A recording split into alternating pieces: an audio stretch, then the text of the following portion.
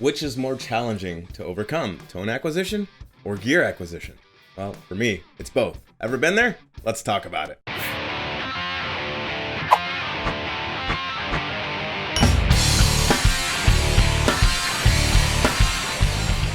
Welcome back to the Jam Shed and this week's episode of The Shed List. And for those of you that are new to the channel, what is the Shed List? Quite simply, we are inundated with feeds for gear, for buying things, the shiny boxes from all those stores and from our favorite used gear sites, eBay and Reverb and all the stores.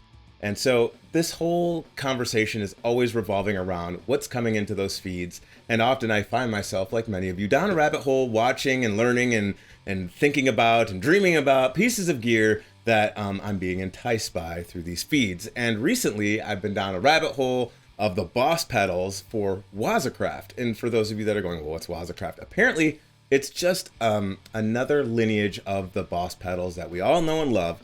And it's a variation that offers the original circuit, some more choice components, and maybe some updates or tweaks that in a selectable circuit for the most part. I'm really surmising here, so please don't be mad at me because this is not inclusive. It was not meant to be, but in general, that's what the WazaCraft moniker means when we're talking about Boss pedals. So let's say you have a Boss pedal of some sort and you want the WazaCraft version. You might have some extra settings in there that are going to do something within the context of a mix or what you're playing through and whatnot, right? So there's a lot of pedals that are under this banner, and I've been down that rabbit hole. So that's what I want to talk a little bit about today, but specifically one pedal, and I'm going to circle back to that here in a second, because what I find is fascinating is that here I am doing the thing that we all do, and I'm searching and I'm looking and I want to learn and understand, and then I'm going, do I need this?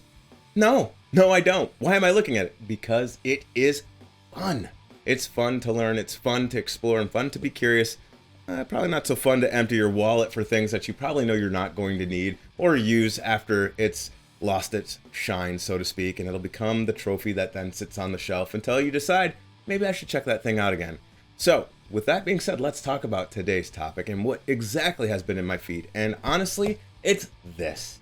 And while this is not a WazaCraft, I don't know why, there's been a big popularity, resurgence of the Metal Zone. It's been on YouTube, and I don't know if I looked at a video one day, and then of course I'm getting now these things in my feed, my email. I don't know how all that ties together, but for somehow it always does.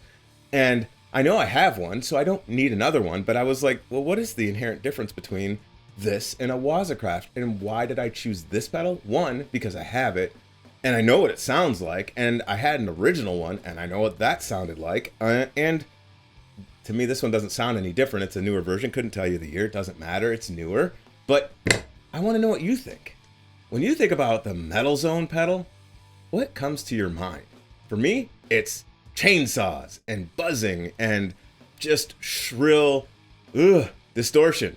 And I guess that really depends on how you know how to, tune it, because it does have a parametric EQ on it, and that can be a fun challenge to navigate when you're trying to dial something in. And often, creatures of habit, especially when I was younger. This pedal was released in like 1990, and when I was 11 years old, yeah, I'm old.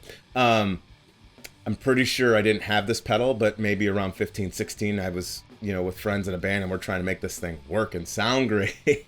And you've got to turn the gain all the way up. There's that gain knob right there, and you just crank it, and now it doesn't sound that great. And you're like, well, turn the lows down a little bit, and you're like, oh, it's not really cutting through this muddy mix. We're already in a mess of trying to straighten out. So go ahead and turn up all that treble, and yep, 100%. It sounded like a dumpster fire. But in the right hands and with a little bit of tweaking, it can be absolutely amazing to the person that believes that, because I'm not interested in that debate. But I have found that with this pedal that I have here, I've gotten some pretty stinking cool tones out of it, and quite shocked at how well it does. And so this Shed List is also tuning up another shootout that I'm going to do, and it's going to be this, not versus the WazaCraft, because that would require me spending money, and I'm not doing that. But what I would love to shoot it out against is to see, how close can this get into that tube screamer range, because this thing is gained out. I mean, as much gain as you want, it is there, and there is a lot of tuning that you can do with this. And honestly, it's like a blessing and a curse, because right away you could hate this thing if you just turn the knobs up and went for all the gusto. It is awful. Awfully awfully dangerous. Let's just say it like that. I wouldn't say it's awful in the sense that it doesn't sound good. It's just very hard to take all of that gain and control it. So it does that well. But with this rabbit hole around WazaCraft, I was trying to figure out what the difference was, and more so then began to unpack, like, well, what's the history? So the pedal's introduced in 91. What else? I mean, yes, it has a parametric EQ, and it's got all these unique features around how you can tweak and tune and all the rest of it.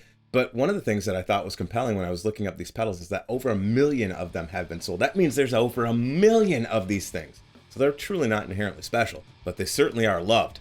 1 million people purchased one of these pedals, which is just a bonkers thing to think about. You know, you have something that's 24 years old and 1 million of it has been sold. It's like selling records. That's really cool. Another fun fact that from one of my last videos, the Grunge pedal by DOD had been released in the same year. So you have two very distinct pedals that really have like their critics and the people that absolutely adore and treasure them.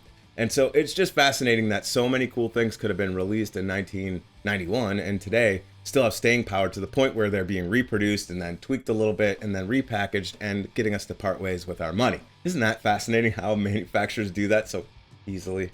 Yeah, I might have a WazaCraft coming in my way one of these days soon, and maybe it's going to be one of these, but I will resist the temptation unless I'm nudged and urged to try. Okay, enough of that. So I want to wrap today's video up and just saying, you know, have you explored these WazaCrafts? Have you done any comparisons? I would love to hear from you all to see what you think about it. And from my perspective, I think when I'm talking about one specific pedal, which is this Metal Zone, it is a cool pedal, and I would love to know, like, have any of you gone down the rabbit hole? Have any of you picked up a WazaCraft version of this pedal or even others and found anything unique and cool? But more so to say, soon we're going to have a good old grudge match with this and maybe a Tube Screamer. Maybe even this versus the Grunge could be fun.